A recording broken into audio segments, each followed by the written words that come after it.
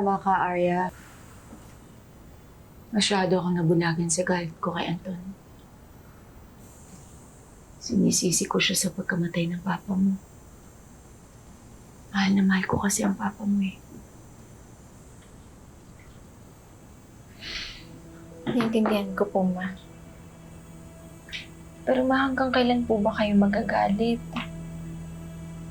Kailangan niyo na po mag-let go.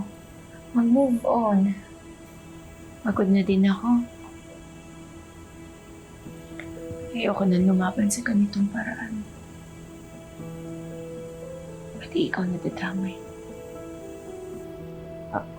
Ano po ba gagawin natin? Antayin na natin si Joed dito. Paano po kung nagkita na po sila ng morning ko? Baka kailangan na po natin siya tawagan. Sige.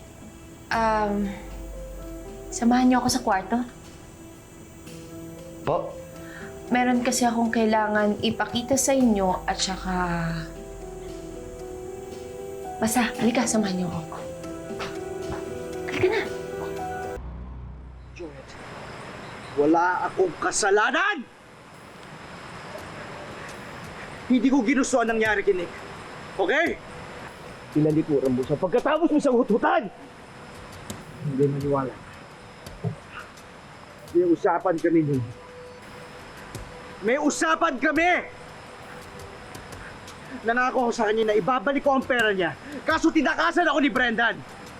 Kaya hindi ako dapat ang hinuhuli niyo. Sino nagsabi mo huliin tayo? Dapat sa'yo mamatay. Para wala nang makaibag sa akin dito. Joel, pag-usapan natin. Hindi. Pag-usapan natin ito na maayos. Okay? Mamatay ka na!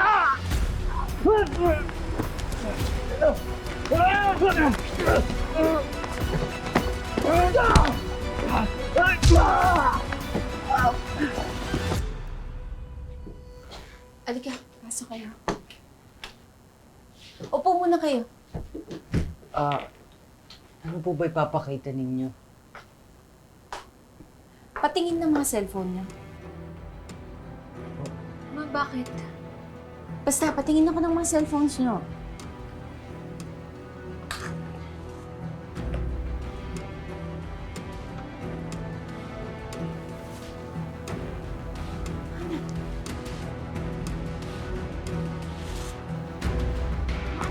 Dito lang kayo sa kwarto, ha? Ako nagpapalip. Hindi!